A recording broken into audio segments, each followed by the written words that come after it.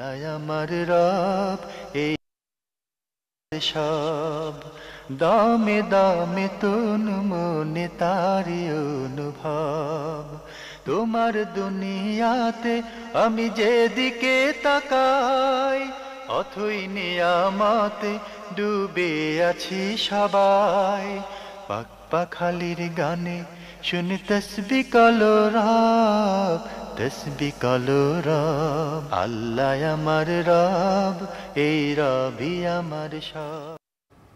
আসসালামু আলাইকুম, আলহামদুলিল্লাহ, আসসালাতু ওয়াসসালামু আলা রাসূলিল্লাহ। প্রিয় দর্শক, আপনারা যারা দেশে আছেন প্রবাসে, সবাইকে জানাই অনেক অনেক প্রীতি ও শুভেচ্ছা। শুরু হলো এনটিভি আয়োজিত এবং ভীষণ নিবেদিত অনুষ্ঠান আপনার জিজ্ঞাসা। আপনাদের সাথে আছি আমি জয়নুল আবেদিন আজাদ। আর আপনাদের মনে জাগা প্রশ্নের জিজ্ঞাসার সরাসরি জবাব দিচ্ছেন বিশিষ্ট আলেম ডক্টর মোহাম্মদ সাইফুল্লাহ।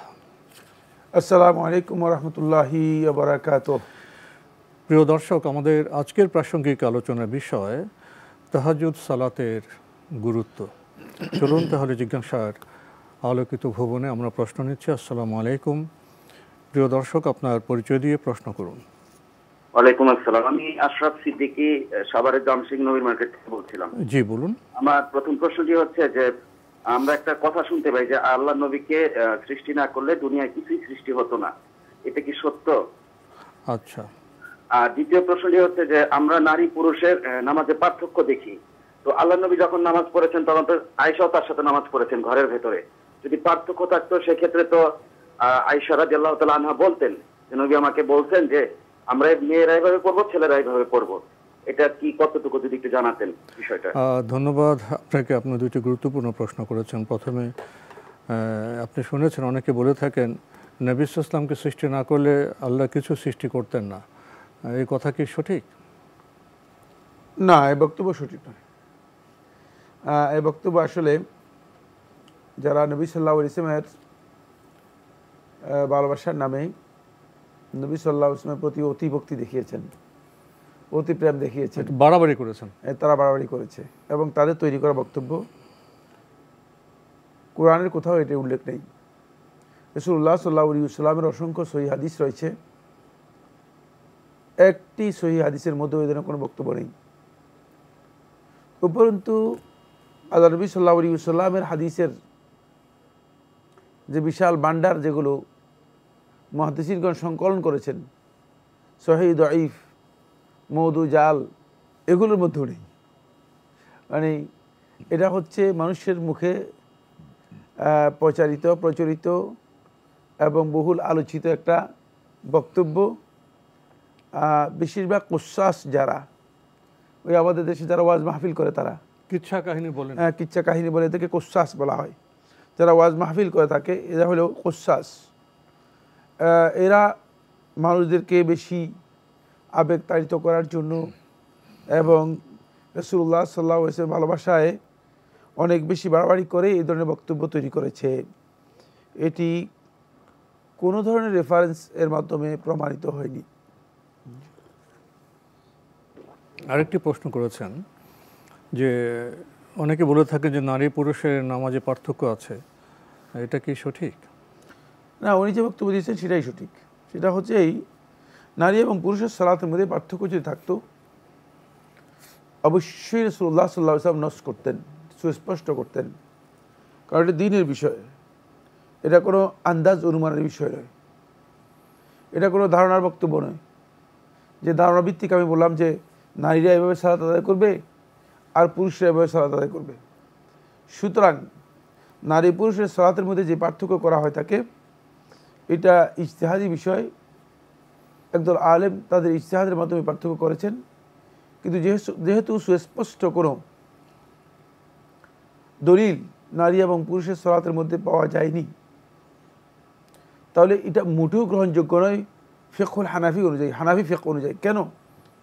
তার কারণ হচ্ছে হানাফি ফিকহে সালাতের কোনো বিষয় যদি হয়, তাহলে সালাতের বিষয়গুলোকে তারা বলেছেন ওয়া আম্মা সালাতু ফাহিয়া মিম্মা তাউম্মু বিহিল বালওয়া। সালাত হচ্ছে এমন বিষয় যেটা সকলের সাথে সংশ্লিষ্টতা রয়েছে, সুতরাং এখানে শুধুমাত্র একজনের খবর, মানে সহিহ হাদিস থাকলেও গ্রহণ করবে না হানাফি ফিকহ অনুযায়ী। মানে সহিহ হাদিস তো নাই, হানাফি ফিকহ অনুযায়ী, হানাফি ফিকহের কায়দা অনুযায়ী, হানাফি ফিকহের উসুল অনুযায়ী এখানে যদি সহিহ হাদিস পাওয়া যায় তাহলে গ্রহণযোগ্য নয়। শুধু একজনের বক্তব্য, শুধু একজনের বক্তব্য গ্রহণ, কারণ হলো সালাত তো দুইজনের ব্যাপার নয়, তিনজনের ব্যাপার নয়। সালাত তো হচ্ছে হাজার হাজার সাহাবি, 1,15,000 সাহাবি রাসূলুল্লাহ সাল্লাল্লাহু আলাইহি ওয়াসাল্লামের সাথে বিদায় হজ করেছেন। সুতরাং সাহাবিদের সংখ্যা লক্ষাধিক হয়ে গেছে তখন। তো লক্ষাধিক সাহাবির মধ্যে থেকে অন্তপক্ষে সালাত তো সবাই আদায় করেছেন, মানে কেউ তো সালাত ছাড়া ছিলেন না। সুতরাং 2জন সাহাবি 3জন সাহাবি বর্ণনা করেন নাই, এমনকি আল্লাহ রাসূল সাল্লাল্লাহু আলাইহি ওয়াসাল্লাম স্ত্রীরা 9 জন ছিলেন। রাসূল সাল্লাল্লাহু আলাইহি পেছনে তো শুধু পুরুষরা নামাজ পড়তেন না, নারীরাও নামাজ পড়তেন। জি, আর রাসূল সাল্লাল্লাহু আলাইহি ওয়াসাল্লাম স্ত্রীরা 9 জন ছিলেন, একজন দুইজন না। তো 9 জনের মধ্যে একজনও কি আল্লাহ রাসূল সাল্লাল্লাহু আলাইহি ওয়াসাল্লাম স্ত্রীদের মধ্য থেকে একজনও কি এটা বর্ণনা করতে পারেন নাই যে হ্যাঁ রাসূলুল্লাহ সাল্লাল্লাহু আলাইহি ওয়াসাল্লাম আমাদেরকে আলাদা এইভাবে সালাত আদায় করতে বলেছেন? হয়তো আপনি বলবেন না, বলেন নাই, তাহলে এটা আপনি মিথ্যা বলেছেন। এই জন্য বলবো তাহলে দিন রাসূলুল্লাহ সাল্লাল্লাহু আলাইহি ওয়াসাল্লাম গোপন করে গেছেন অথবা সাহাবায়ে কেরাম গোপন করেছেন, সেটা তো সম্ভব না। এটা এই ধরনের মিথ্যাচার, এই ধরনের তহমত, এই ধরনের অপবাদ সাহাবায়ে কেরামদের ব্যাপারে দেয়া অথবা রাসূল সাল্লাল্লাহু আলাইহি ওয়াসাল্লামের ব্যাপারে দেয়া জঘন্যতম কুফরি, জঘন্যতম অন্যায়, মোটেও বৈধ নয়। আমরা জানলাম বিষয়টি সম্পর্কে। প্রিয় দর্শক, নতুন প্রশ্নে যাচ্ছি। আসসালামু আলাইকুম, পরিচয় দিয়ে প্রশ্ন করুন।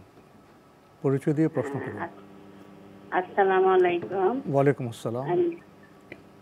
আমি গাজীপুর থেকে বলছি। আমার প্রশ্নটা হলো, কুরআন শরীফের শেষের পাড়ায় আল লাইল এর আগে পরে সূরা বলার সময় আমরা তো সাধারণত বিসমিল্লাহ বলি, কিন্তু আল্লাহু আকবার বলে 3বার করে বলে বিসমিল্লাহ পড়তে হয় কিনা, এটা জানার বিষয় ছিল। তারপরে আর কোনো প্রশ্ন আছে? হ্যাঁ, না, এটাই আছে। পেয়েছেন প্রশ্ন? জি জি, আপনার জবাবে আপনি প্রশ্ন করেছেন যে কোরআন কারীমের শেষ পাড়ায়, অর্থাৎ যেটাকে আমরা জুজ আম্মা বলে থাকি, 30 পাড়ার সূরাতুল লাইল ওয়াল লাইল অথবা সূরাতুল লাইল যেটাকে বলা হয় থাকে, এখান থেকে শেষ পর্যন্ত পড়ার সময় আল্লাহু আকবার, আল্লাহু আকবার, আল্লাহু আকবার, তারপর বিসমিল্লাহ বলে শুরু করার কোনো বৈধতা আছে কিনা অথবা এটি করতে হবে কিনা? না, এই কাজটি আন্দাজের উপর তৈরি করা হয়েছে। রাসূলুল্লাহ সাল্লাল্লাহু আলাইহি ওয়াসাল্লামের এই মর্মে কোনো সহিহ হাদিস অথবা আল্লাহ নবী সাল্লাল্লাহু আলাইহি ওয়াসাল্লামের কোনো আমল সাব্যস্ত হয়নি। এমনকি রাসূলুল্লাহ সাল্লাল্লাহু আলাইহি ওয়াসাল্লামের কাছ থেকে যারা তেলাওয়াত রিওয়ায়াত করেছেন, ইবনুল মুজাহিদ রাহিমাহুল্লাহু তাআলা যে রিওয়ায়াতগুলো উল্লেখ করেছেন, কোথাও এই ধরনের বক্তব্য পাওয়া যায়নি। সুতরাং এটা আসলে পরবর্তীদের নিজেদের তৈরি করা, মন করা একটা বিষয়। বিষয়টি সঠিক নয়, সঠিক নয়। পরবর্তী সময়ে মন করা তৈরি বিষয়, এটা আমাদের আমল করা যাবে না। প্রিয় দর্শক, আমরা নতুন প্রশ্নে যাচ্ছি। আসসালামু আলাইকুম, পরিচয় দিয়ে প্রশ্ন করুন। জি, আমি রেবেকা চৌধুরী, ঢাকা থেকে। জি, বলুন। প্রশ্ন করতে চাই যে আমি শারীরিক সীমাবদ্ধতার জন্য প্রতি ওয়াক্তের নামাজ, ফরজ নামাজটা আদায় করতে পারি। আওয়াজ শোনা যাচ্ছে না। জি, ফরজ নামাজটা আদায় করতে পারি, কিন্তু আমি যে কোনো কারণে, একটা ভালো খবর বা খারাপ খবরের কারণে 2 রাকাত নফল নামাজ আদায় কখনো মানত করি যে আমি 2 রাকাত নফল নামাজ আদায় করব। তো সেক্ষেত্রে ওয়াক্তের নামাজ, ফরজ নামাজ আদায়ের পর সুন্নত নামাজ আদায় করে আমি আমার মানত নফল নামাজ আদায় করব, না ফরজ নামাজ আদায় করার পরেই আমার মানতের 2 রাকাত শুকরিয়া নামাজ আদায় করব? আপনার কি আর কোনো প্রশ্ন আছে? জি, আমার আরেকটি প্রশ্ন। জি, করুন। সেটা হচ্ছে, আমি অসাবধানতা বশত ওয়াজিফা আমার হাত থেকে পড়ে যায়, তো সেক্ষেত্রে আমি মানে অনুতপ্ত, এবং সেজন্য কি কাফারা বা কি আপনাদের উপদেশ আছে আমাকে একটু জানালে আমি একটা প্রতিকার করতে পারি। জি, ধন্যবাদ আপনাকে। আপনি গুরুত্বপূর্ণ দুটি প্রশ্ন করেছেন। আপনার শারীরিক সীমাবদ্ধতা আছে আপনি বলছেন, তো আপনি রাতে ফরজ নামাজ পড়তে পারেন, তো আপনি একটি মান্যতের বিষয়ে চলে এসছে 2 রাকাত নফল নামাজ। তো এখন আপনি এটা কখন পড়বেন সেটা জানতে চেয়েছেন। আপনি বলেছেন যে এটা কি ফরজ সুন্নতের পরে মান্যতের নামাজটা পড়বেন নাকি ফরজে পরে পড়বেন? যে কোনো সময় পড়তে পারেন। ফরজ সুন্নত নফল এগুলোর সাথে এর কোনো সম্পর্ক নেই। মানে আপনার মান্যতের সালাতটা ফরজ মানতটা সুন্নতের হচ্ছে সাথে ওয়াজিব। জড়িত নয়, যে কোনো সময় পড়তে পারবেন। মানতটা ওয়াজিব, সুতরাং এই ওয়াজিবটা আপনি যে কোনো সময় আদায় করতে পারবেন। ফরজের আগে আদায় করতে পারবেন, ফরজের পরে আদায় করতে পারবেন। ফরজ সুন্নত নফলের সাথে এর কোনো সম্পৃক্ততা নেই। জি, শাহেখ বললেন যে আপনি ওই মানতের নামাজটা যে কোনো সময় পড়তে পারবেন। আপনার আরেকটি প্রশ্ন, সাবধানতাবশত ওজিফা হাত থেকে পড়ে গেছে, আপনি অনুতপ্ত, এখন এর জন্য কি কোনো কাফারা দিতে হবে? না, কিছু করতে হবে না। জি, আপনি অনুতপ্ত, কোনো আর এছাড়া আর কিছুই করতে হবে না, আমরা জানলাম। নতুন প্রশ্নে যাচ্ছি। আসসালামু আলাইকুম। প্রিয় দর্শক, আপনার পরিচয় দিয়ে প্রশ্ন করুন। জি, আসসালামু আলাইকুম। ওয়ালাইকুম আসসালাম। কোত্থেকে বলছেন, কে বলছেন? আমি ঢাকা থেকে বলছিলাম। জি বলুন। আমি ঢাকা থেকে বলছিলাম। আমার দুটো প্রশ্ন। প্রশ্ন করুন। প্রথম প্রশ্নটা হচ্ছে, আমার হাজব্যান্ড রোড অ্যাক্সিডেন্টে মারা গেছে। ওনার টাকা যেটা দিয়েছেন ওটা সঞ্চয়পত্র অফিস থেকে আমাকে কিনে দিছে, আমাকে উঠাতে দেয়নি, যে 2টা এটিএম শুধু নিয়ে আপনি কোথায় যাবেন।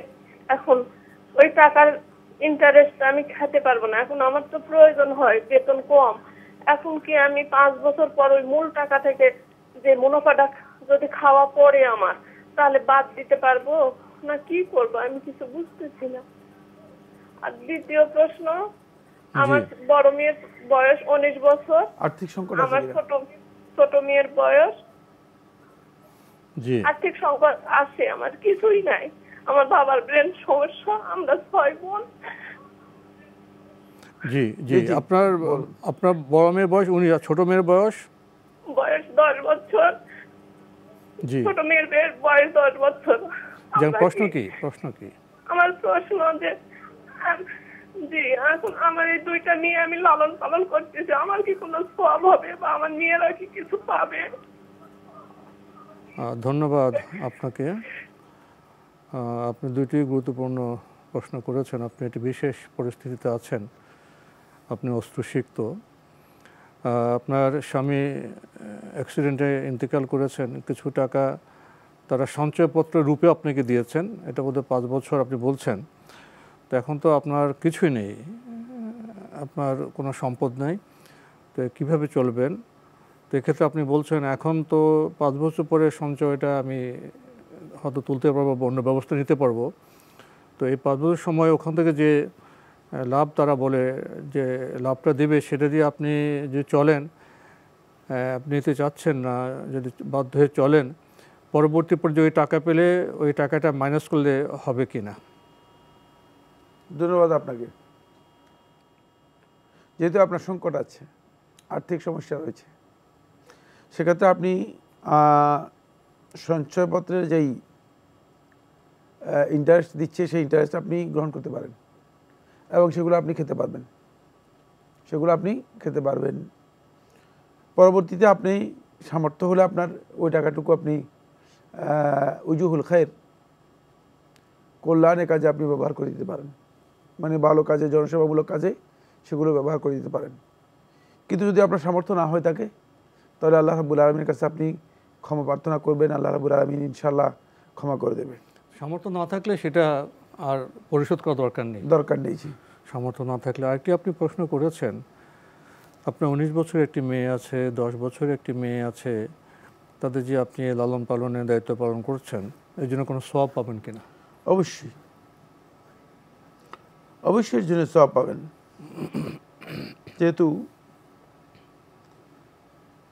এই মেয়েদেরকে লালন পালন করা এটা অত্যন্ত কঠিন একটি কাজ। যদিও ইসলাম আপনাকে আসলে দায়িত্ব দেয়নি, কিন্তু এই সমাজ ব্যবস্থা এমন এক গহ্বরের মধ্যে পড়ে আছে, যেখানে কোনো একজন ব্যক্তি মৃত্যুর পরে দেখা যায় যে তার সন্তানদের, যাদের উপর আল্লাহ রাব্বুল আলামিন অভিভাবকত্ব দিয়েছেন, যাদের উপর আল্লাহ রাব্বুল আলামিন অভিভাবকের দায়িত্ব দিয়েছেন, তারা কেউ এগিয়ে আসে না।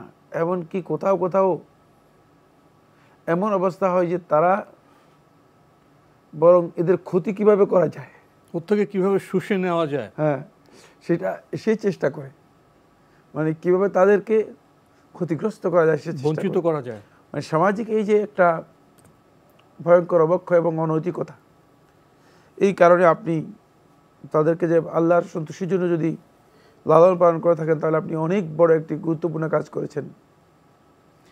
রাসূলুল্লাহ সাল্লাল্লাহু আলাইহি ওয়াসাল্লাম হাদিসের মধ্যে এসেছে, যে ব্যক্তি দুটি কন্যা সন্তানকে লালন পালন করবে, তারপরে দুটি শর্ত আছে। এই দুটি শর্ত আমি আপনাকে বলে দিচ্ছি। ফাআল্লামাহুন্না ওয়া আহসানা তা'লিমাহুন্না, তাদেরকে যথাযথ জ্ঞান দিবে, দ্বীনের ইসলামের জ্ঞান এবং ইসলামের যে দীক্ষা এবং শিষ্টাচার আছে সেটা শিক্ষা দিবে, এবং সেটা আহসানা তা'লিমাহুন, তাদের ওই তালিমটা, শিক্ষাটা উত্তমভাবে দিবে। তাহলে তারা কানা হিজাবান লাহু মিনান নার, জাহান্নাম থেকে তার জন্য অন্তরাল হয়ে যাবে, আড়াল হয়ে যাবে, অর্থাৎ তিনি নিজেকে জাহান্নাম থেকে রক্ষা করতে পারলেন। সুতরাং এতটুকু ফজিলত আপনি পাবেন যদি আপনি এদেরকে সত্যিকারভাবে যথাযথভাবে যেভাবে সুশিক্ষা দেওয়া দরকার এবং ইসলামের জ্ঞান দেওয়া দরকার, শিষ্টাচার ও নৈতিকতা জ্ঞান দেওয়া দরকার, সেটা যদি আপনি দিতে পারেন, তাহলে আপনি অবশ্যই নিজেকে এর মাধ্যমেই জাহান্নামের আগুন থেকে আপনি মুক্ত করতে পারবেন। খুবই গুরুত্বপূর্ণ বিষয় আমরা জানলাম। প্রিয় দর্শক, নতুন প্রশ্নে যাচ্ছি। আসসালামু আলাইকুম, পরিচয় দিয়ে প্রশ্ন করুন। আসসালামু আলাইকুম হুজুর। ওয়ালাইকুম আসসালাম। মাসুম, কুমিল্লা ধর্মপুর থেকে। জি বলুন। দুটি প্রশ্ন হুজুর। প্রথম প্রশ্নটি কোরআন থেকে, সূরা লোকমান আয়াত 10 অধ্যায় 31, সূরা লোকমান আয়াত 10। আমি আল্লাহ আকাশমণ্ডলী সৃষ্টি করিয়াছি স্তম্ভ ব্যতীত, খুঁটি ছাড়া। তোমরা কি তা দেখতে পাচ্ছ না? আমি আল্লাহ আকাশমণ্ডলী সৃষ্টি করিয়াছি স্তম্ভ ব্যতীত, এর মানে কি? কোরআন কি বলতেছে? সূরা লোকমান আয়াত 10। আর দ্বিতীয় প্রশ্নটি হলো যে যদি কেউ আল্লাহ ব্যতীত অন্য কাউকে সেজদা করে, সে শিরিক করছে, এ ব্যাপারে ইসলাম কি বলে? আসসালামু আলাইকুম। ধন্যবাদ আপনাকে। দুটি প্রশ্ন করেছেন। প্রথমে সূরা লোকমানের 10 নম্বর আয়াতের সূত্রে আপনি বলেছেন, আল্লাহ বলছেন আমি আকাশ সৃষ্টি করেছি খুঁটি ছাড়া বা স্তম্ভ ছাড়া, এর তাৎপর্য কি? এটা তো খুবই ক্লিয়ার বক্তব্য। আল্লাহু খালাকাস সামাআ বিগাইরি আমাদিন তারাউনাহা, আল্লাহ তাআলা তিনি এই আসমানকে সৃষ্টি করেছেন বিগাইরি আমাদ, এর কোথাও আপনি খুঁটি তালাশ করে পাবেন না। আপনি যদি পৃথিবীর যেই ভূখণ্ডে যান না কেন, সেখান থেকে দেখেন যে আসমান দিকে তাকান, আসমান দেখা যাবে কিন্তু খুঁটি নেই। এটা আল্লাহ তাআলার মহা কুদরতের উপর, মহা ক্ষমতার উপর দলিল হিসেবে আল্লাহ তাআলা পেশ করেছেন। দুনিয়ার মানুষ যদি কোনো জিনিস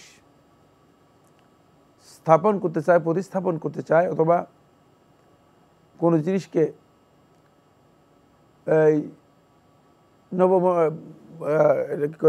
খালি জায়গায় যদি রাখতে চায়, তাহলে অবশ্যই সেখানে তাদেরকে একটা কিছু দিয়ে সেটাকে অবলম্বন নিতে হবে। স্ট্রাকচার লাগবে, খুঁটি লাগবে।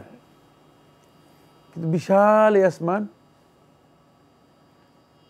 যদি আল্লাহ রাব্বুল আলামিন এটাকে এভাবেই রেখে দিয়েছেন খুঁটি ছাড়া, যদি দুনিয়ার মানুষ করতো তাহলে এটা পুরোটাই ভেঙে মানুষের গায়ের উপর এসে পড়তো না, এটা তো গঠনই করতে পারতো না, জি। ভাঙবে কখন? সুতরাং এটাই আল্লাহ তাআলা তার মহা কুদরতের একটা নিদর্শন আমাদের সামনে তুলে ধরেছেন। এটা খুবই স্পষ্ট বক্তব্য। জি, এটা আল্লাহর কুদরতের ব্যাপার। আরেকটি প্রশ্ন করেছেন, আল্লাহ ছাড়া অন্য কাউকে সিজদা করলে শিরক হবে, কিন্তু বলে দিয়েছেন না, আর এটা আর কি ব্যাখ্যা করবেন কিছু? না, এখানে ব্যাখ্যার কিছুই নেই, কোনো ব্যাখ্যা নেই। পৃথিবীর কোনো আলেম আর কোনো ব্যাখ্যা দেওয়ার কোনো ক্ষমতা রাখে না যে এই কোনো ব্যক্তি আল্লাহ রাব্বুল আলামিন ছাড়া অন্য কাউকে এমনকি একটা গুরু দেখেও যদি সিজদা করে তাহলে সে মুশরিক, তাহলে সে শিরক করলো। জি, আমরা জানলাম বিষয়টি সম্পর্কে। প্রিয় দর্শক, নতুন প্রশ্নে যাচ্ছি। আসসালামু আলাইকুম, পরিচয় দিয়ে প্রশ্ন করুন। আসসালামু আলাইকুম হুজুর। ওয়ালাইকুম আসসালাম। আমি গুজরাট থেকে বলতেছি। জি, দুটো প্রশ্ন। বলুন। প্রথম প্রশ্ন, নামাজে সালাতে দাঁড়ার পর একটা দোয়া আছে, আল্লাহু আকবার কাবীরা আলহামদুলিল্লাহ কাসীরা সুবহানাল্লাহি বুকরাতাও আসিলা। এই দোয়াটা নাকি নামাজ সালাতের পূর্বে পড়লে কতটুকু এটা কি সহি মোতাবেক নাকি জানতে চাই। আর 2 নম্বর প্রশ্ন হচ্ছে, নামাজে দাঁড়ানোর পর রুকু করার পর রুকুতে উঠে সামি আল্লাহু লিমান হামিদা রব্বা নাকাল হামদান কাসিরান তৈয়াবা, সামি আল্লাহু লিমান হামিদার পর এটা কি ওখানে কি মাঝখানে আবার আল্লাহু আকবার বলতে হবে না হুয়াল্লাহ বলতে হবে? তেমনি সব জায়গাতে এটা কি আল্লাহু আকবার বলতে হয় নাকি? ধন্যবাদ আপনাকে, আপনি দুটি প্রশ্ন করেছেন। নামাজের পূর্বে উনি একটু দোয়ার কথা বলেছেন, এটা কি ঠিক আছে? নামাজের পরে না, পূর্বে। এটা হচ্ছে তাকবীর তাহরিমার পর, তাকবীর তাহরিমার আগে নয়। জি, এটা সহিহ সনদে সাব্যস্ত হয়েছে। জি, আবার রুকু করার পর ওখানে বলছে আল্লাহু না হু আল্লাহু, হু আল্লাহ টু আল্লাহ হবে না। রুকিতে আপনি সামি আল্লাহু লিমান হামিদা বলবেন, এরপর যখন আপনি স্থির হবেন তখন রব্বানা ওয়ালাকাল হামদ হামদান কাসীরান স্থির হওয়ার পরে বলবেন, এখানে আল্লাহু আকবার বলতে হবে না। আমাদের আজকের প্রাসঙ্গিক আলোচনা বিষয় তাহাজ্জুদ সালাতের গুরুত্ব, এ বিষয়ে কিছু বলবেন? ধন্যবাদ। তাহাজ্জুদের সালাত এর আরেকটি নাম হচ্ছে সালাতুল লাইল, রাতের নামাজ। এর অপর আরেকটি নাম হচ্ছে কিয়ামুল লাইল, রাত্র জেগে মানে ইবাদত করা, বা কিয়ামুল লাইল রাত্র জাগা। রাত্র জাগা তো আসলে শুধুমাত্র রাত্র যে গল্প করা নয়, মানে রাত্র জেগে সালাত আদায় করাকে বোঝায়। এর আরেকটি নাম হচ্ছে সলাতু আল উইতির, মানে বেজোড় নামাজ। যেহেতু এই সালাতের অন্যতম একটা বৈশিষ্ট্য হচ্ছে এই সালাত যারা আদায় করবে তারা এই সালাতকে বেজোড় আদায় করবে। এই সালাতের সুন্নাহ হচ্ছে বেজোড় করা।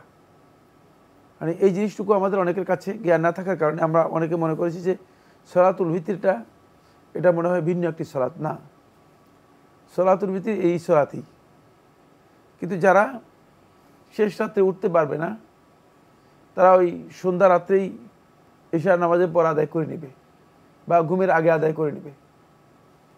সুন্নাহ হচ্ছে ঘুমের আগে আদায় করবে, ইশার নামাজের পর নয়। কিন্তু এই সমাজে অনেক সুন্নাই বিস্তৃত হয়ে গিয়েছে, বেদাতের মতো সুন্নাটাই মানে বেদাতটাই সুন্নতে পরিণত হয়েছে। যাই হোক, সেদিকে আমি যাচ্ছি না। আল্লাহ সুবহানাহু ওয়া তাআলা কোরআনে কারীমে সূরাতুল ইসরা এর 79 নম্বর আয়াতের মধ্যে আল্লাহ তাআলা ইরশাদ করেন, সূরাতুল ইসরা যেটাকে আমরা সূরা বনী ইসরাঈল বলে থাকি, এর 79 নম্বর আয়াতের মধ্যে ইরশাদ করেন, ওয়া মিনাল লাইলি ফাতাহাজ্জাদ বিহি নাফিলাতান লাক, যে আপনি রাতের মধ্যে একটি অংশে জাগবেন, জেগে আপনি সালাত আদায় করবেন। এটা নাফিলাতান লাক, এটা আপনার জন্য আল্লাহর পক্ষ থেকে বিশেষ একটি অ্যাওয়ার্ড বা পুরস্কার। নাফিলা এখানে অ্যাওয়ার্ড অর্থে বোঝানো হয়েছে, পুরস্কার অর্থে বোঝানো হয়েছে, যেটা কাউকে অতিরিক্ত দেওয়া হয় থাকে।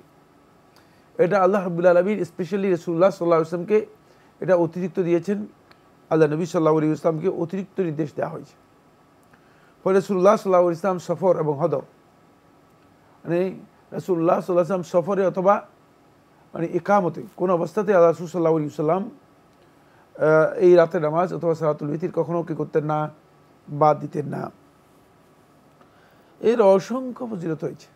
মানে প্রথম যে ফজিলত সেটা হচ্ছে এই, রাসূলুল্লাহ সাল্লাল্লাহু আলাইহি ওয়াসাল্লাম তিরমিজি riwayat-এর মধ্যে উল্লেখ করেছেন, নাসিরউদ্দিন আলবানী রাহমাতুল্লাহ সহিহ বলেছেন, ইমাম তিরমিজি রাহমাতুল্লাহ হাসান সহিহ বলেছেন যে জান্নাতের মধ্যে গোরাফ হবে। গোরাফ হচ্ছে বিশেষ বালাখানা হবে। এই বিশেষ বালাখানাগুলো একেবারে জান্নাতের উপরে, যেমন আমরা এই যে দুনিয়া থেকে তারকারাজিগুলো দেখি যেভাবে, এভাবে জান্নাতীরা দেখতে পাবে যে উপরে ঝলঝল করছে, উজ্জ্বল আলোক উজ্জ্বল। এর বৈশিষ্ট্য রাসূলুল্লাহ সাল্লাল্লাহু আলাইহি ওয়াসাল্লাম বর্ণনা করেছেন যে ভিতর থেকে বাহির যেটা আছে পরিপূর্ণ দেখা যাবে, আবার বাহির থেকে ভিতর বোঝা যাবে, মানে এত স্বচ্ছ, মানে এভাবে তৈরি করা হবে। তখন সাহাবায়ে কেরাম প্রশ্ন করলেন, হযরত রাসূল সাল্লাল্লাহু আলাইহি ওয়াসাল্লাম, এটা কার জন্য, মানে এই যে বালাখানা হবে এটা কার জন্য হবে? এর উত্তরের মধ্যে রাসূলুল্লাহ সাল্লাল্লাহু আলাইহি ওয়াসাল্লাম বলেছেন যে লিমান আতাবাল কালাম ওয়া আত'আমা আত-তাআম ওয়া সাল্লা বিল-লাইলি ওয়ান নাসু কিয়াম, ওই ব্যক্তির জন্য যে ব্যক্তি তার নিজের ভাষাটা সুন্দর করবে, নরম করবে, মুখের ভাষাটা নরম এবং সুন্দর করবে, উত্তম করবে, এবং লোকদেরকে খাবার খাওয়াবে। ওয়া সাল্লা লিল্লাহি, আল্লাহ সন্তুষ্টির জন্য রাতে নামাজ আদায় করবে, এই অবস্থায় যে মানুষ ঘুমিয়ে আছে। এখান থেকে বোঝা যায় যে রাতের নামাজ এর ফজিলত হচ্ছে এই, এদের জন্য আল্লাহ রাব্বুল আমিন জান্নাতে বালাখানা রেখেছেন, সে তারা বালাখানার আসহাবুল গুরাফ, এই বালাখানার অধিকারী হবে তারা। রাতের নামাজ তাদেরকে ওই জায়গায় নিয়ে যাবে। 2 নম্বর হচ্ছে রাতের নামাজে যারা অধিকারী রয়েছে তাদেরকে রাসূলুল্লাহ সাল্লাল্লাহু আলাইহি ওয়াসাল্লাম আবু দাউদের riwayতের মধ্যে বলেছেন, সুস্পষ্ট করে এসেছে যে আহলু কিয়ামিল লাইল, যারা রাতের নামাজ আদায় করবে তারা হচ্ছে আহলু যিকির, এরা হচ্ছে প্রকৃত যাদেরকে আল্লাহ তাআলা জাকিরিন এবং জাকিরাতের মধ্যে উল্লেখ করেছেন তাদের মধ্যে অন্তর্ভুক্ত। রাসূলুল্লাহ সাল্লাল্লাহু আলাইহি ওয়াসাল্লাম ইরশাদ করেন, কুতিবা মিনাজ যাকিরিনা লিল্লাহি ওয়া যাকিরাত, যদি তারা রাতের নামাজ নিয়মিত আদায় করে, তাহাজ্জুদের সালাত আদায় করে, তাহলে আল্লাহ তাআলা তাদেরকে ওই সমস্ত বান্দাদের মধ্যে এনলিস্টেড করে নেবেন, ওই সমস্ত বান্দাদের মধ্যে অন্তর্ভুক্ত করে নেবেন যারা অধিক পরিমাণে আল্লাহ তাআলা জিকির করে, নর এবং নারী।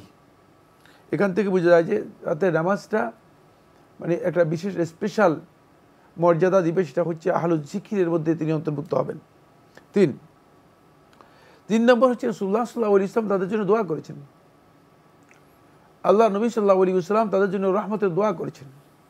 রাসূলুল্লাহ সাল্লাল্লাহু আলাইহি ওয়াসাল্লাম বলেছেন যে রাহিমাল্লাহু রাজুলান কামা মিনাল লাইলি ফাসাল্লা, যে ব্যক্তি রাত্রে ঘুম থেকে জাগলো, এরপরে সালাত আদায় করলো, তার নিজের পরিবারকে জাগিয়ে দিল এবং তারাও সালাত আদায় করলো, মানে আল্লাহ তাআলা তার উপর রহমত করুক। এখান থেকে বোঝা যায় যে মানে রাতের নামাজের জন্য রাসূলুল্লাহ সাল্লাল্লাহু আলাইহি ওয়াসাল্লাম কী করেছেন, বিশেষ স্পেশাল দোয়া করেছেন। 4 নম্বর হচ্ছে ইন্নাহু দা'বুস সালিহিন, এটা হচ্ছে সৎকর্মশীলদের একটি অভ্যাস। সৎকর্মশীল যারা, তাদের পরিচয় লাভ করতে হলে আপনি অন্য কোনো দিক থেকে সৎকর্মশীলদের পরিচয় লাভ করতে পারবেন না। আপনি একজন ব্যক্তিকে যদি সত্যিকার সৎকর্মশীল মনে করেন, সালেহিনদের মধ্যে মনে করেন, তাহলে আপনি দেখবেন যে ওই সালেহিনদের মধ্যে অন্তর্ভুক্ত হতে হলে তিনি রাত্র জেগে সালাত আদায় করেন কিনা। রাতের সালাত যদি আদায় না করে থাকি আমরা, তাহলে আমরা সৎকর্মশীলদের অন্তর্ভুক্ত হতে পারবো না। যাদেরকে আল্লাহ রাব্বুল আলামিন সৎকর্মশীল করবেন তাদের মধ্যে আমরা অন্তর্ভুক্ত হতে পারবো না। এই জন্য রাতের নামাজটা সৎকর্মশীলদের একটি পরিচয়, এর মাধ্যমে সালেহিনদের পরিচয় পাওয়া যায়, সালেহিন যারা রয়েছেন তাদের পরিচয় আসবে। 5 নম্বর হচ্ছে যেটা, সেটা হলো রাতের নামাজ, যে ব্যক্তি নিয়মিত রাতের নামাজ আদায় করবে, আল্লাহ রাব্বুল আলামিন তার চেহারা এবং মুখের মধ্যে আল্লাহ রাব্বুল আলামিন একটা আলোক উজ্জ্বল অবস্থা দিবেন। হাসান বসরি রাহিমাহুল্লাহ তাআলাকে জিজ্ঞেস করলেন যে হাসান বসরি রাহিমাহুল্লাহ তাআলা, আমরা দেখি যে একদল লোক তারা যারা কিয়ামুল লাইল করে থাকে, রাতের নামাজ পড়ে থাকে, তাদেরকে আমরা যখন দেখি তখন তাদের চেহারাগুলো কেন জানি আলোকুজ্জ্বল মনে হয়। মানে আপনি দেখবেন যে অনেক কালো মানুষ আছে দেখতে, কিন্তু চেহারা দেখলে মনে হয় যেন কেমন উজ্জ্বল ভাব, খুব দীপ্তি। আবার অনেক সুন্দর মানুষ আছে দেখতে মনে হয় যেন মুখ দেখলেই বোঝা যায় যে অপরাধীর ছাপ রয়েছে মুখের মধ্যে। সুবহানাল্লাহ। আল্লাহ রাব্বুল আমিন অপরাধকে যদিও আল্লাহ তাআলা দৃশ্যমান কোনো আকৃতি দেন নাই, কিন্তু অপরাধটা অনেক সময় মানুষের মুখের মধ্যে ফুটে ওঠে। যেমন মিথ্যুকের মিথ্যা যখন বলে তখন তার মুখের মধ্যে ফুটে উঠে যে সে মিথ্যা বলতেছে, এটা বোঝা যায়। যারা আহলুল ইলম, যারা সত্যিকার জ্ঞান রাখেন তারা বুঝতে পারেন। ঠিক অনুরূপভাবে যারা এই তাহাজ্জুদের সালাত, রাতের সালাত আদায় করে থাকেন, তাদের চেহারা থেকে বোঝা যায় আলোকুজ্জ্বল চেহারা। হাসান বসরি রহমতুল্লাহ আলাইহি বলেন যে যখন প্রশ্ন করলেন যে এই তাদেরকে এমন মনে হয় কেন, তখন বললেন যে তারা রাতের নামাজ যারা আদায় করে থাকে, তারা এই রাতের সালাতের মধ্যে আল্লাহ রাব্বুল আলামিন এর কাছে দণ্ডায়মান হন, তখন আল্লাহ সুবহানাহু ওয়া তাআলা আল্লাহ রাব্বুল আলামিনের ওই আলোকোজ্জ্বল নূর থেকে আল্লাহ রাব্বুল আলামিন তাদেরকে একটু নূরের কিছু অংশ আল্লাহ সুবহানাহু ওয়া তাআলা তাদেরকে আল্লাহ তাআলা মেহেরবানি করে দিয়ে থাকেন, সেই নূর তারা লাভ করে থাকে। ফলে যারা আল্লাহ রাব্বুল আলামিনের সাথে সম্পৃক্ত হন তারা ওই আলোকোজ্জ্বল মানে অবস্থা তাদের পরিলক্ষিত হয়ে থাকে। এই জন্য রাতের নামাজটা মানে এত বেশি গুরুত্বপূর্ণ যে সালফে সালেহীনগণ অনেকেই রাতের নামাজকে একটা মানে নিয়মিত সলাতের মধ্যে অন্তর্ভুক্ত করতেন। হাসান ইবনে হাই রাহিমাহুল্লাহ তাআলা তার কাছ থেকে বর্ণিত হয়েছে যে তার মানে ঘরের লোকেরা যারা আছে তারা যখন রাত্রের শেষ তৃতীয়াংশ এসে যেত তখন রাতের নামাজের জন্য দাঁড়িয়ে যেতেন, সবাই রাতের নামাজের জন্য দাঁড়িয়ে যেতেন। মানে লোকেরা মনে করতো যে মানে পরস্পরকে জাগিয়ে দিতেন এবং সবাই রাতের নামাজের জন্য দাঁড়িয়ে যেতেন। তো ঘরের লোকেরা যারা ঘরে যারা কাজকর্ম করতো, দাসী ছিল যারা, তারা মনে করতো যে এটাই হচ্ছে সলাতের সময়, মানে সলাতের সময় এটা একটা সলাতের সময়। ঠিক ফরজ সলাতের যেভাবে নিয়মিত আদায় করতেন ঠিক সেভাবে আদায় করতেন। তো তিনি একদিন মনে করলেন যে তার একজন দাসীকে তিনি বিক্রি করে দিলেন। বিক্রি করে দেওয়ার পরে দাসী যখন বিক্রি করে অন্যত নিয়ে গেল দাসীকে, তখন ওই রাত্রে যখন সেই এক তৃতীয়াংশ আসলো তখন দাসী সবাইকে জাগায় দিচ্ছে, বলছে সলাতের জন্য উঠো, সলাতের জন্য উঠো। তখন লোকেরা বললো যে কি ব্যাপার, এখন কখন সময়, কখন সলাতের তো এখনো সময় হয় নাই। তারা মনে করছে ফজরের সলাতের কথা বলতেছে। তখন তিনি বললেন যে সলাতের সময় তো হচ্ছে এটাই, এটা হচ্ছে সালেহীনদের সলাত, এটা হচ্ছে আল্লাহ রাব্বুল আলামিনের আউলিয়া উল্লাহের সালাত, এটা হচ্ছে মুত্তাকিন মুহসিনিনদের সালাত, এবং এটাই তো সালাতের ওয়াক্ত আমরা জানি। এভাবেই তো আমরা দেখে আসতেছি হাসান ইবনে হাই রাহিমাহুল্লাহ তাআলা পরিবারের মধ্যে। তোমরা এই সালাত সম্পর্কে জানো না? তখন বলে যে না, এটা আমরা তো ফজরের সালাতের জন্য উঠি, আমরা তো ফজরের সালাতের জন্য উঠি। তখন তিনি বললেন যে হাসান ইবনে হাই রাহিমাহুল্লাহ তার কাছে ফিরে আসলেন, বললেন যে তুমি আমাকে এমন একটা কওমের কাছে, এমন একটা পরিবারের কাছে আমাকে বিক্রি করে দিয়েছো যারা রাতের নামাজ সম্পর্কেই জানে না। তুমি আমাকে মেহেরবানি করে হয়তো ফিরিয়ে নাও অথবা আমাকে তোমাদের সাথে থাকতে দাও। মানে একজন দাসী পর্যন্ত রাতের নামাজের গুরুত্ব যে কি বুঝেছেন, মানে তিনি সেখানে সেই পরিবারের মধ্যে থাকতেই রাজি হলেন না যারা রাতের নামাজের পরিচয় লাভ করতে পারে নাই। আর অনেক লম্বা কথা রয়েছে, মোটামুটি আমরা যথেষ্ট মনে করছি। আপনি সবটা বললেন না, যা বললেন তাতেই আমরা বিমুগ্ধ এবং উপলব্ধি করলাম রাতের নামাজ এবং তাহাজ্জুদ সালাতের গুরুত্ব কতখানি। এই আত্মসমালোচনাও আমাদের মধ্যে জাগছে যে মুসলিম উম্মার সদস্য হিসেবে আমরা কতটা গাফেল এবং তাহাজ্জুদ নামাজ সম্পর্কে আমরা কতটা গাফেল। আশা করি শায়খের বক্তব্যের পর আমাদের মধ্যে উপলব্ধি ঘটবে এবং আমরা তাহাজ্জুদ সালাত পড়ার দিকে মনোনিবেশ করব। নতুন প্রশ্নে যাচ্ছি। আসসালামু আলাইকুম। প্রিয় দর্শক, আপনার পরিচয় দিয়ে প্রশ্ন করুন। আমার দুইটা প্রশ্ন। প্রথম প্রশ্ন, 2-3 পর্ব আমি আগে একটা প্রশ্ন করেছিলাম, শেষের দিকে ছিল জন্য বিস্তারিত আলোচনা করতে পারেননি, উনি সুযোগ পেলে করবেন বলেছিলেন। যে প্রশ্নটা হচ্ছে যেরকম যে নিজের বাবা মা ভাই বোন যেটা যেরকম আত্মীয় পর্যায়ে পড়ে তাদের সাথে সম্পর্ক রক্ষাটা যতখানি জরুরি গুরুত্বপূর্ণ, যে রক্ষা করতেই হবে, তারা সম্পর্ক না রক্ষা করলেও করতেই হবে, কটু কথা বললেও তাদের সাথে ভালো ব্যবহার করতে হবে। এরকমটা কি চাচা মামা খালা ফুপু এরকমটা কিংবা কাজিন তাদের সাথেও ঠিক একই গুরুত্বপূর্ণ সম্পর্ক রক্ষা করতে হবে, যে তারা কষ্ট দিয়ে কথা বললেও যে আমি একটু নিরাপদ দূরে বজায় রাখবো, কিংবা এই আমার নিজের ভাই বোনের মতোই যারা কষ্ট দিলেও তাদের সাথে আমাকে কষ্ট মানে সম্পর্ক রক্ষা করতে হবে, নাহলে গুনাহ হবে, এরকম পর্যায়ে কিনা? এটা একটি প্রশ্ন। আরেকটি প্রশ্ন এই রিলেটেডই, যে আমি এর আগেও কথা বলেছিলাম যে আমার বোন ভাই বোনদেরকে সম্পর্ক রক্ষা করে না এবং সে স্বার্থপর, আমার মায়ের সাথেও সে স্বার্থের জন্য রক্ষা করে। সেই জানি আমার মায়ের সাথেও এত খারাপ ব্যবহার করছে যে আমার মা তাকে টাকা না দিলেও আমার মায়ের সাথে সে অনেক দুর্ব্যবহার করে। আমার মাকে এমন কষ্ট দিচ্ছে যে আমার মা কষ্ট পেয়ে অসুস্থ হয়ে যাচ্ছে। আমি কথা বলতে চাইলে আমার হাজবেন্ড আমাকে নিষেধ করেছে, কথা বলতে দেন। কিন্তু আমি ভাবছি যে আমি যদি কথা বলতে যাই তাহলে সে আমার সাথেও কটু ব্যবহার করতে পারে, আর আমি মানসিক টেনশনে পড়লে অসুস্থ হয়ে যায়। তো আমি কি ধৈর্য ধারণ করব যে সে আল্লাহ তাকে কতদিনে গুরুদয় দেয়, তারপরে আমি তার সাথে এ বিষয়ে কথা বলবো, আত্মীয়তার সম্পর্ক সে যেন রক্ষা করে। এতদিন পর্যন্ত ধৈর্য ধারণ করবো কিনা, নাকি এখন তার সাথে ভালোভাবে আলোচনা করতে গেলে সে হয়তো এখনো করবে না, ভালো ব্যবহার করবে না, এরকম একটা পরিস্থিতি। এক্ষেত্রে আমার করণীয় কি আছে? ধন্যবাদ। আসলে এই বিষয়গুলো আপনারা টেলিভিশন পর্যন্ত নিয়ে আসলেন। বলুন তো, এমন কোনো যোগ, এমন কোনো সমাজ, এমন কোনো পরিবার ছিল বা এখনও আছে কি না যে আত্মীয়স্বজনের মধ্যে সম্পর্কে একটু টানাপোড়েন হবে না? এক্ষেত্রে তো সম্পর্ক রক্ষা করাটা হলো আত্মীয়তার সম্পর্ক রক্ষা করা। আপনি এতটাই এই বিষয়টি নিয়ে জড়িত হয়ে গেছেন, আগেও প্রশ্ন করেছেন, আবার প্রশ্ন পুরো হয়নি, আবার প্রশ্ন করলেন। তো আমরা আপনার প্রশ্নে যাই, সাহেব কী বলেন আমরা দেখি। তো উনি বলছেন যে বাবা মা ভাই বোন এদের সাথে সম্পর্ক রক্ষা করাটা যতটা গুরুত্বপূর্ণ, চাচা মামা বা কাজিনদের সাথে কি সম্পর্ক রক্ষা করা সে একই রকম গুরুত্বপূর্ণ, তারা কষ্ট দিলেও। গতবারের মতো আজকেও ওনার এক বোনের প্রশ্ন নিয়ে আসলেন। উনি স্বার্থের জন্য ওনার মায়ের সাথে সম্পর্ক রক্ষা করতেন, এখন তাও রক্ষা করেন না, মায়ের সাথে দুর্ব্যবহার করেন, কষ্ট দেন। তো উনি কী করবেন? উনি বুঝতে গেলে ওনার সাথেও বোধহয় সম্পর্ক খারাপ হবে। তো উনি এখন কী করবেন? ধৈর্য ধরবেন? প্রথম কথা হচ্ছে, বাবা মা আর ভাই বোন এক স্তরে নিয়ে আসতে হবে না। বাবা মা এর হক রয়েছে, সেটা ওয়াজিব। ভাই বোনের হক অন্য ধরনের। ভাই বোনের সাথে সম্পর্কটা, আত্মীয়তার সম্পর্ক বজায় রাখার মাসালা ভিন্ন জিনিস। একটা হচ্ছে আত্মীয়তার সম্পর্ক বজায় রাখা, আর হচ্ছে হক। মা বাবা হক রয়েছে, যে অধিকার, মানে সেটা কি করা, আদায় করা।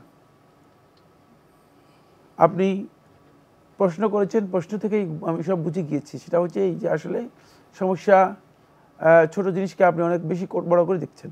দরকার নেই এত বড় করে দেখার। ক্ষুদ্র জিনিসকে এত বড় করে দেখার কোনো দরকার নেই। এক নম্বর বিষয় হচ্ছে, অন্যে কি করলো না করলো এটা আপনার দায়িত্ব নেই। আল-ওয়াবিল সাইয়্যিবের মধ্যে শেখুল ইসলাম ইবনুল কাইয়্যিম রাহমাতুল্লাহ আলাইহি খুব স্পষ্ট করে কথাটি বলেছেন, যে কুরুন্নাসি দা, যে অন্য মানুষকে নিয়ে আলোচনা করা এটা হচ্ছে রোগ, ব্যাধি। কে কি করলো, কার কি কাজ, এগুলো নিয়ে আলোচনা করার হচ্ছে ব্যাধি, রোগ। ওয়াযিকরু নাফসিহি, আর নিজেকে নিয়ে আলোচনা করা, নিজের বিষয়গুলো আলোচনা করা, নিজের ত্রুটি বিচ্যুতি এগুলো আলোচনা করা, এটা হচ্ছে দাওয়া, এটা হচ্ছে চিকিৎসা, এটা আসল কাজ, এটা আসল কাজ। সুতরাং আপনার এখানে মানে দাওয়া নেই, দা আছে।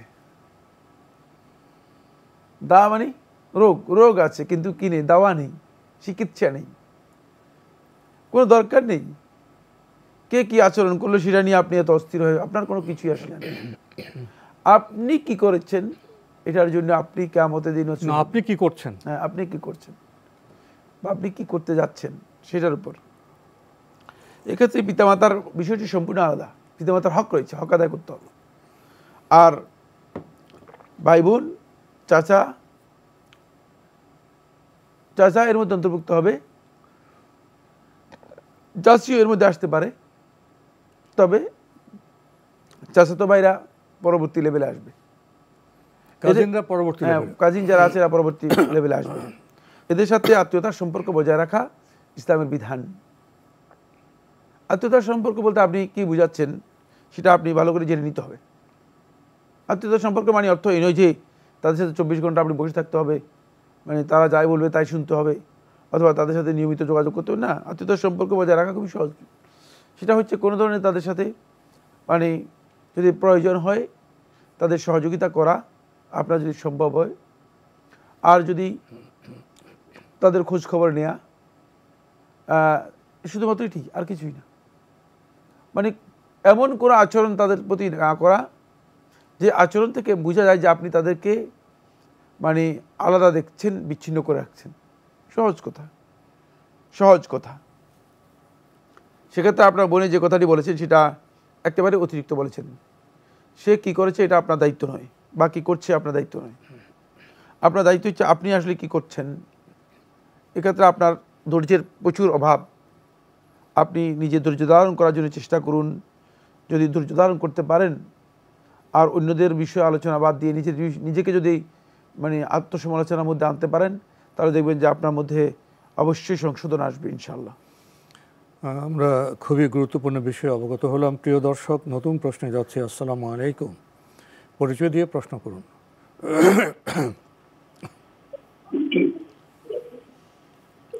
জি, লাইনে আছেন? জি, আপনার পরিচয় দিয়ে প্রশ্ন করুন। আসসালামু আলাইকুম। ওয়ালাইকুম আসসালাম। পটুয়াখালী জেলার বাউফল সানেশ্বর গ্রাম থেকে বলছি, মোহাম্মদ ওমর ফারুক। জি, বলুন। আমার আজকের প্রথম প্রশ্ন, আমার পূর্ব সানেশ্বর ঈদগাহ জামে মসজিদের উল্টা পাশে আমার একটি নিজস্ব ফার্মেসি দীর্ঘদিন ধরে চালাচ্ছে মসজিদের কেশিয়ার দ্বারা।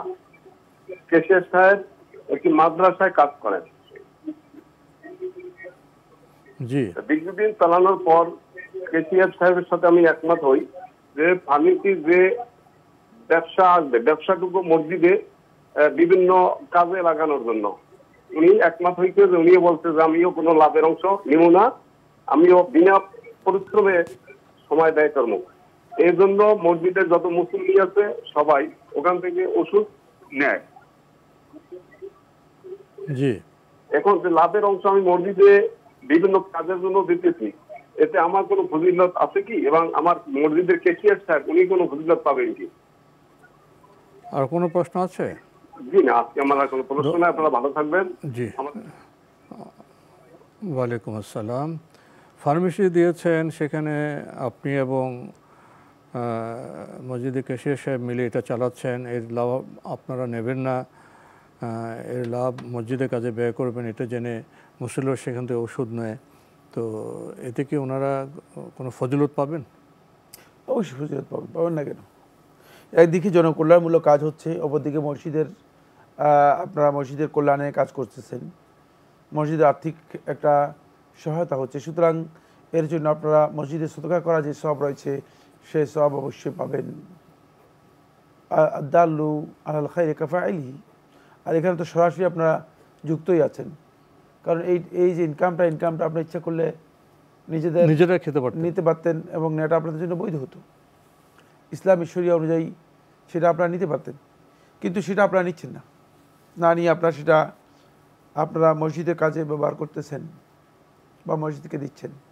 তাই এর জন্য আপনারা সদকার ফজিলত অবশ্যই পাবেন, কোনো সন্দেহ নেই।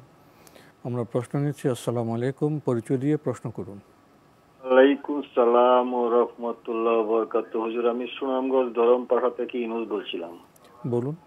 হুজুর, আমার দুইটা প্রশ্ন। প্রথম প্রশ্নটা হলো, আজকাল বিভিন্ন ভাবে লোকজন মারা গেলে নামের সামনে দেয়া শহীদ শব্দটি জুড়ে দেওয়া হচ্ছে। প্রশ্ন হলো, কোরআন হাদিসের আলোকে আপনার শহীদ কারা? শহীদ। জি জি জি। হ্যাঁ, আর 2 নম্বর প্রশ্ন হলো, হুজুর, হযরত ইসলামের দ্বিতীয় খলিফা হযরত ওমর রাদিয়াল্লাহু আনহু খলিফা নিযুক্ত করা হয়, তখন উনি বললেন যে তোমরা যে আমাকে খলিফা নিযুক্ত করছো, আমার সংসার চলবে ঠিক করিয়া। প্রশ্ন হলো, এখন আমরা মন্ত্রী এমপি হওয়ার জন্য পাগল প্রায়, ইহার প্রধান কারণ কি বলে আপনারা মনে করেন? ধন্যবাদ আপনাকে। আপনি অনেকগুলো বিষয় যুক্ত করেছেন। প্রথম প্রশ্নে যাই। আপনি বলছেন যে এখন নানাভাবে নানা কারণে কেউ যদি ইন্তেকাল করেন, মারা যান, তাকে শহীদ বলা হয়। তো ইসলামী দৃষ্টিতে প্রকৃত শহীদ কারা, সে বিষয়ে আপনি জানতে চেয়েছেন। প্রথম কথা হচ্ছে, প্রকৃত শহীদ হচ্ছে মান কুতিলা ফি আল জিহাদ ফি সাবিলিল্লাহি লিআলাই কালিমাতিল্লাহ। আল্লাহ তাআলার কালিমাকে বুলন্দ করার জন্য জিহাদে যে সরাসরি মৃত্যুবরণ করেছে হচ্ছে প্রকৃত শহীদ। কিন্তু সেই ব্যক্তি শহীদ হলেও কোনো ব্যক্তির নামের আগে সাহাবায়ে কেরামদের সময় শহীদ শব্দটি ব্যবহার করা হতো না। শহীদ অমুক এরকম ব্যবহার করা হতো না। আপনি দেখেন হামজা রাদিয়াল্লাহু তাআলা আনহুর জীবনীতে যদি দেখেন, তিনি সাইয়্যিদুশ শুহাদা, তাকে লকব দেওয়া হয়েছে, মানে সমস্ত শহীদদের সর্দার। কিন্তু তার নামের আগে সাহাবায়ে কেরামগণ কেউ কথা বলেন না যে শহীদ হামজা রাদিয়াল্লাহু তাআলা আনহু, কোথাও নাই। সালফে সালেহিনদের আমল থেকে এটা প্রমাণিত হয়নি। এটা আসলে আমরা মানে আমাদের এই সমাজে লকবের ছড়াছড়ির কারণে আমরা কোথায় কোথায় মানুষকে অনেক বেশি লকব দিয়ে দিই। এই লকবের সে উপযুক্ত হোক বা না হোক, কারণ শহীদের বিষয়টি নিশ্চিতভাবে আল্লাহ তাআলা ছাড়া আর কেউ জানেন না। কাকে আল্লাহ তাআলা শাহাদাতের মর্যাদা দিবেন, কাকে আল্লাহ রাব্বুল আলামিন শাহাদাতের মর্যাদা দেবেন না, এটা আল্লাহ তাআলা ছাড়া আর কেউ জানেন না। সুতরাং আমি আপনি কই থেকে জেনে মানে আমার কাছে এই জ্ঞানটা কীভাবে মানে আমি আর্ন করতে পারলাম, জানতে পারলাম যে এই লোকটা শহীদ হয়েছে, তাকে শহীদ অমুক বলে ফেললাম। এই কোনো নামের ব্যক্তির নামের আগে শহীদ শব্দ ব্যবহার করার ব্যাপারে ইমাম বুখারী রহমতুল্লাহ সহিহ বুখারী একটি অধ্যায় উল্লেখ করেছেন, যে অধ্যায়ের মূল উদ্দেশ্য হচ্ছে যে এই ধরনের ফুলানুন শহীদ অমুক শহীদ এ ধরনের ব্যবহার করা এটা বৈধ নয়। কিন্তু কে শুনে কার কথা, মানে সবাই নিজ নিজ মানে ইচ্ছা মতোই চলছে। এখন কোথায় কোথায় মানে কোনো কারণে যদি গাড়ি অ্যাক্সিডেন্ট করে মারা যায় তাও শহীদ, কোনো কারণে যদি পানির মধ্যে পড়ে মারা যায় তাও শহীদ। হ্যাঁ, এরা শাহাদাতের মর্যাদা পাবে, কিন্তু শাহাদাতের মর্যাদা পাওয়ার অর্থ এই নয় যে এদেরকে আপনি শহীদ বানিয়ে দিয়েছেন। আপনার কাছে তো এই জ্ঞান নেই। শহীদ তো একটা সার্টিফিকেট, ঠিক না? এখন কোনো ব্যক্তি যদি খুব ভালো করে খেয়াল করুন, কোনো ব্যক্তি যদি জীবনে কোনোদিন পিএইচডি ডিগ্রি অর্জন না করে আর তাকে যদি আপনি মনে করেন যে ডক্টর হিসেবে মানে যে ডক্টর অমুক, কোনোদিন পিএইচডি ডিগ্রি নেই, আপনি মুখে বলতে পারবেন কিন্তু কোনো লাভ হবে কিনা? এবং বাংলাদেশে এরকম অনেক আছে যে এখন নিজের নামের আগে ডক্টর মানে যুক্ত করে দিয়েছে। এখন কেউ তো আর আসে জিজ্ঞেস করতেছে না, ভাই আপনি যে ডক্টরেট করছেন আপনার কাছে সার্টিফিকেট আছে কিনা? সার্টিফিকেট তো চায় না কেউ। যেমন আমার কাছে জীবনে এই পর্যন্ত কেউ একবারের জন্য চায় না যে আমি আসলে আমার নাম ডক্টর মোহাম্মদ সাইফুল্লাহ। আজকাল তো আপনার ডক্টর সার্টিফিকেট পাওয়াও যায়, সেটা পরের মশলা বললাম, পরের বিষয়। কিন্তু আজ পর্যন্ত কেউ আমার কাছে চাই নাই, ঠিক না? বলে নাই যে সাইফুল্লাহ ভাই আপনি আসলে ডক্টরেট করছেন কিনা, আপনার ডক্টর ঠিক আছে কিনা, কেউ চায় নাই, বুঝলেন? তো এইভাবে তো চলে যাচ্ছে। তো প্রত্যেকে মনে করতেছে যে হ্যাঁ একটু মানে এইভাবে সেভাবে করে যদি আমি নিজেকে ডক্টর মানে পরিচয় করে দিতে পারি, মানুষ মনে করে যে একজন ডক্টর। এটা আসলে পদ্ধতি না। এর কারণে যিনি এই শহীদ লকব দিবেন তিনি আল্লাহর উপর মিথ্যাচার করার অথবা আল্লাহ রাব্বুল আলামিনের নামে অপবাদ দেওয়ার একটা গুনাহগার হবেন।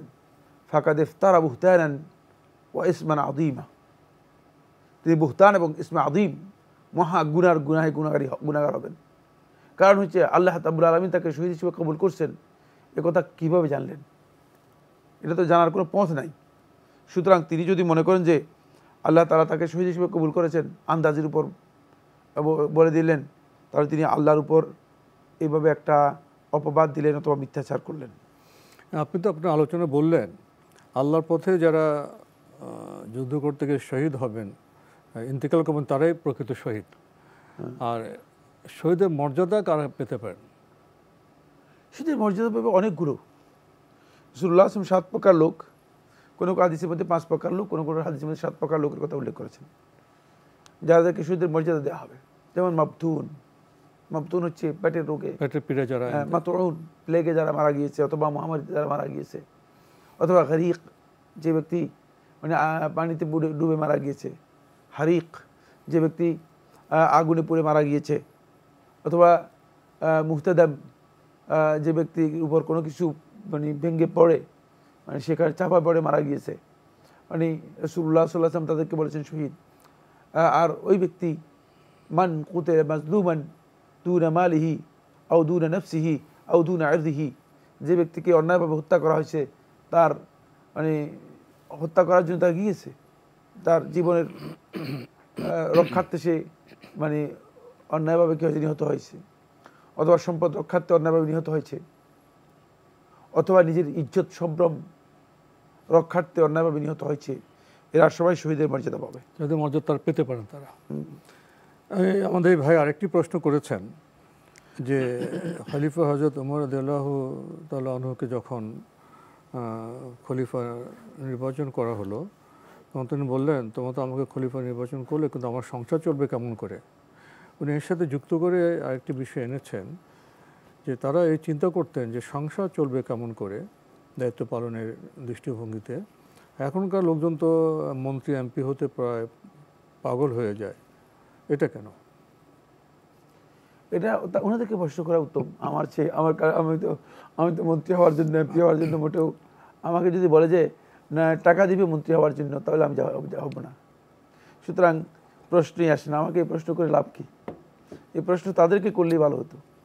এর কারণ একটাই, সেটা হচ্ছে যারা মন্ত্রী এবং এমপি হতে চান তারা মূলত জানে যে এই এমপি এবং মন্ত্রী হলে দুর্নীতি করে, অবৈধ পন্থায় ক্ষমতার অপব্যবহার করে, বিভিন্নভাবে অর্থের এবং সম্পদের অট্টালিকা এবং পাহাড় তৈরি করা যায়।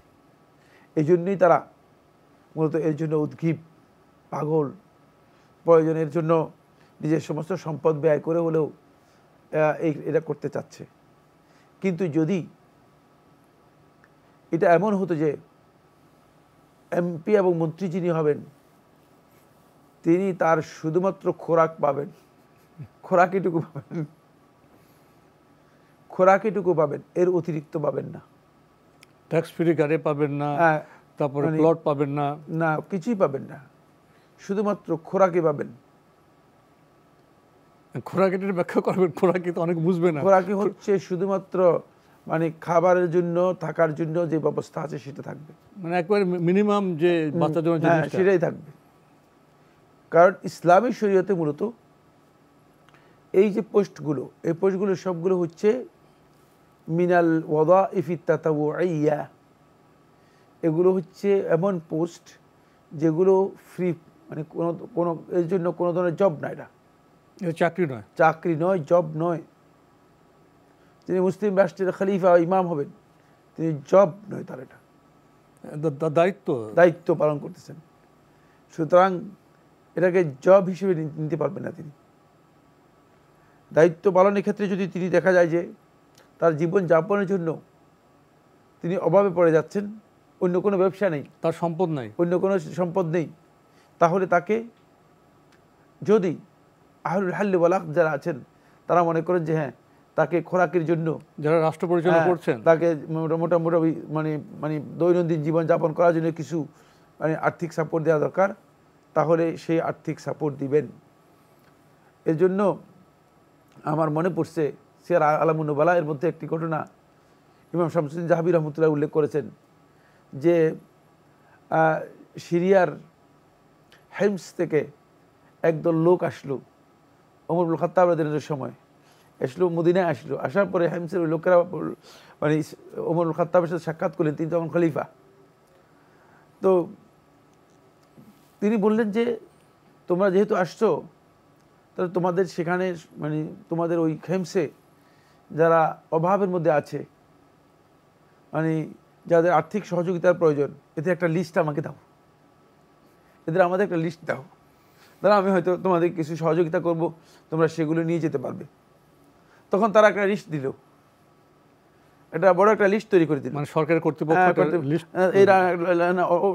না, মানে যারা অভাবের মধ্যে আছে তাদের, মানে লিস্টটা তো কর্তৃপক্ষ করলো না, কর্তৃপক্ষ না, মানে যারা হেমস থেকে আসছে, যারা দায়িত্বশীল পরিচয় তারা আর কি। মানে এই লিস্টের প্রথম নাম হচ্ছে সাঈদ ইবনে আমর ইবনে জামূহ রাদিয়াল্লাহু তাআলা আনহু, সাহাবী। ওমর রাদিয়াল্লাহু, না, সাঈদ ইবনে আমর ইবনে জামূহ, আমর বিন, হ্যাঁ, সাঈদ ইবনে আমর ইবনে জামূহ রাদিয়াল্লাহু তাআলা আনহু। তো সাঈদ ইবনে আমর আল জুমাহি রাহিমাহুল্লাহ তাআলা রাদিয়াল্লাহু তাআলা আনহু, তিনি হচ্ছেন হেমসের গভর্নর। ওমর রাদিয়াল্লাহু যখন লিস্ট দেখলেন, কি বললেন, মানে হাজা সাঈদ, কি বলতেছো, সাঈদ কে এটা? বলে যে আমাদের আমির। মানে ফকিরদের, মানে অভাবীদের লিস্টের প্রথম, শুধু দায়িত্ব পালন করেছেন, অর্থ সম্পদ তারা অর্জন করেন না। মানে অভাবী যারা ছিল তাদের প্রথম নাম হচ্ছে সাঈদ ইবনে আমর ইবনে জুমাহি রাদিয়াল্লাহু তাআলা আনহু। দেখেন ওমর রাদিয়াল্লাহু, তার পদবী কি তখন গভর্নর ছিল? হ্যাঁ, গভর্নর। ওমর রাদিয়াল্লাহু কেঁদে দিলেন, বলে কি বলছো তোমরা?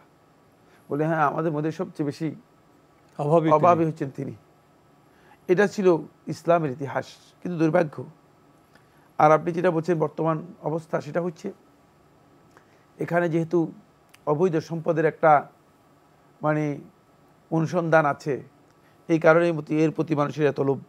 যদি সেটা না থাকতো যে তিনি সম্পদের হিসাব দিয়ে ঢুকবেন এবং বের হওয়ার সময় তিনি যেদিন মানে এই পোস্ট থেকে তাকে বিদায় নেবেন, সেদিন পরিপূর্ণ সম্পদ বুঝিয়ে তার সম্পদের হিসাব আবার দিয়ে তারপরে বের হবেন, তাহলে এমনটা আর হতো না। তাহলে রাষ্ট্রীয় যে পদবিগুলো, মন্ত্রী হোক, এমপি হোক, এগুলো হলো দায়িত্বের বিষয়। তো বর্তমান সময়ে একটি সাধারণ চিত্র এরকম, এই সমস্ত দায়িত্ব থেকে মানুষ সম্পদ বা সুবিধা আদায় করতে চান। তো সবাই তো একরকম না, কিন্তু সম্পদ আদায় করতে চায় না, আদায় করে যাচ্ছে অবৈধভাবে। তো সবাই কিছু তো ব্যতিক্রমও আছে যারা আসলে দায়িত্বের দিক থেকে পালন করতে চান। ব্যতিক্রম সবখানেই কম বেশি ব্যতিক্রম তো অবশ্যই থাকবে। ব্যতিক্রম না থাকাটা গোটা মানবতার অবক্ষয়। এরা মানুষ নয়, বুঝলেন না? মানুষ চার প্রকার, তার মধ্যে এরা হচ্ছে বুঝলেন না একেবারেই মানে অমানুষের শেষ পর্যায়ের অমানুষ। আসলে সেই চিত্রটা একটু স্পর্শ করলাম। আসলে এই চিত্রটা বিবেচনা করার মতো, পর্যবেক্ষণ করার মতো, গবেষণা করার মতো বিষয়, আত্মসমালোচনা করার মতো বিষয়। আমরা নতুন প্রশ্নে যাচ্ছি। আসসালামু আলাইকুম, পরিচয় দিয়ে প্রশ্ন করুন। ওয়ালাইকুম আসসালাম। আমার দুটো প্রশ্ন আছে। একটা প্রশ্ন হচ্ছে, আমি এর আগে একটা অনুষ্ঠানে শায়েখকে বলতে শুনেছিলাম একটা প্রশ্নের জবাবে যে কোরআন শরীফ ধরে কোনো কসম করলে সেই কসমের কাফারা স্বরূপ 10 জন মিসকিনকে একবেলা খাওয়াতে হবে, বা কাপড় চোপড় বা এই ধরনের অল্টারনেটিভ বলেছেন। এখন এটা আমাদের ঘরে এই ঘটনাটা ঘটেছে, তো এটা শুনে আমি আমার আম্মুকে বলেছিলাম, তো উনি 10 জন মিসকিনকে একবেলা খাওয়ার একটা ব্যবস্থা করেছিলেন। কিন্তু পরবর্তীতে আমি নেটে বিভিন্ন জায়গায় দেখলাম যে 2 বেলা খাওয়ার কথা বলা হয়েছে। এখন কোনটা আমি আসলে এটা নিয়ে একটু কনফিউজড, 2 বেলা নাকি 1 বেলা। তো আর যদি 2 বেলা হয়ে থাকে সেক্ষেত্রে কি আমার এই প্রশ্ন পেয়েছি, আপনার আর কোনো প্রশ্ন আছে? হয়ে যাবে কিনা? আর কোনো প্রশ্ন আছে? জি, আরেকটা প্রশ্ন হচ্ছে, আমি একটা প্রতিষ্ঠানে কাজ করি, একটা কলেজে। তো সেখানে বিভিন্ন পরীক্ষার সময় আমাদেরকে পারিতোষিক দেয়া হয়। ধরেন 200 জন স্টুডেন্ট হলে 200টা খাতা কাটা হলে পার খাতা 10 টাকা করে করে এভাবে করে একটা সম্মানী দেওয়া হয় আর কি। হ্যাঁ, তো এটা কলেজ কর্তৃপক্ষ দিয়ে দেয়, আর এর মধ্যে কমিটি করা হয় কলেজের টিচার বাকি 3 জনকে। তো এই ধরনের একটা পরীক্ষা হয়েছিল আমাদের, কিন্তু আমার পরীক্ষাটার সময় আমি দেখলাম যে 200 জনের জায়গায় ধরেন উপস্থিতি কমে গিয়েছিল, 150 জন হয়েছে। কোন একটা প্রাকৃতিক দুর্যোগের কারণে অনেকজন আসে নাই, কিন্তু আমাদের তো আগে এস্টিমেট হয়ে গিয়েছে যার যার নামে এত টাকা বরাদ্দ। তো এই টাকাটা আমি কিছুদিন আগে পেয়েছি। এখন এটা নিয়ে আমি খুব কনফিউশনে আছি, কারণ আমি খাতা তো আর 200 টাকা কাটি নাই, খাতা ধরেন আমি 150 টাকা কাটলাম, কিন্তু টাকাটা আমি ফুল পেমেন্ট পেয়েছি। এখন কর্তৃপক্ষের সাথে তো কথা বলার, আমার ওই একদম মালিক পক্ষের সাথে কথা বলার সুযোগ নেই, কিন্তু আমি কলেজের স্যারদেরকে এটা জানালাম, আর তারা বললো যে এরকম আরো 2-1 জনকে এইভাবে দেওয়া হয়েছে আগের এস্টিমেট অনুসারে। এখন আমি খুব এটা নিয়ে কনফিউশন আছে। ধন্যবাদ আপনাকে, আপনার বিষয়টি পেয়েছি। আমাদের শেষের দিকে তো আমাদের সংক্ষেপে যেতে হবে। আপনার মা তো আমাদের কথা শুনে উনি 10 জন মিসকিনকে একবেলা খাইয়েছেন, এখন কেউ কেউ বল 2 বেলা। ডিরেক্টর এক লাইনে বলতেন। না, এই প্রশ্ন উত্তর আমি দেব না। জি, আমরা যেটা বলেছি একবেলা সেটাই সঠিক ছিল, 2 বেলার বিষয়টি সঠিক নয়। আরেকটি বিষয় হলো, ওই যে আপনি কলেজে কাজ করেছেন, এস্টিমেট ছিল 200 জনের জন্য খাতা কাটা আপনি এই সম্মানে পাবেন, কোনো এক দুর্যোগের জন্য কম হয়েছে, আপনাকে পুরো টাকা দিয়েছে, এই টাকা কি আপনি পুরোটা ব্যবহার করতে পারবেন? হ্যাঁ, অবশ্যই পাবেন, অবশ্যই পাবেন, কারণ এর জন্য এটা আগেই অ্যালোকেট করা আছে এবং মানে এটা দায়িত্বের এগেনিস্টে আপনাকে দেওয়া হয়েছে। এখন যদি ছাত্র কোনো কারণে 20 জন কমে যায়, সে দায়িত্ব তো আপনার নয়, যেটা দিয়েছে উনি নিতে পারবেন, এখানে কোনো সমস্যা নেই। প্রিয় দর্শক, সময়ের কারণে আমরা আজকে আর প্রশ্ন নিতে পারছি না, তবে আপনাদের অবগতির জন্য জানাতে পারি আপনার জিজ্ঞাসা অনুষ্ঠানটি সপ্তাহের রবি সোম মঙ্গল বুধে 4 দিন বিকেল 5:30 সম্প্রচার হয়ে থাকে। ওইসব অনুষ্ঠানে আপনাদের মনোজাগা প্রশ্ন চিঠির মাধ্যমে, ইমেইলের মাধ্যমে পাঠাতে পারেন। আমাদের ঠিকানা পরিচালক আপনার জিজ্ঞাসা, এনটিভি বিএসসি ভবন, 7ম তলা, 102 কাজী নজরুল ইসলাম এভিনিউ, কারওয়ান বাজার, ঢাকা 1215। ইমেইল অ্যাড্রেস আপনার জিজ্ঞাসা @ntvbd.com। এছাড়া এনটিভি অনলাইনেও আপনারা আমাদের অনুষ্ঠান দেখতে পারবেন, ভিজিট করুন www.ntvbd.com।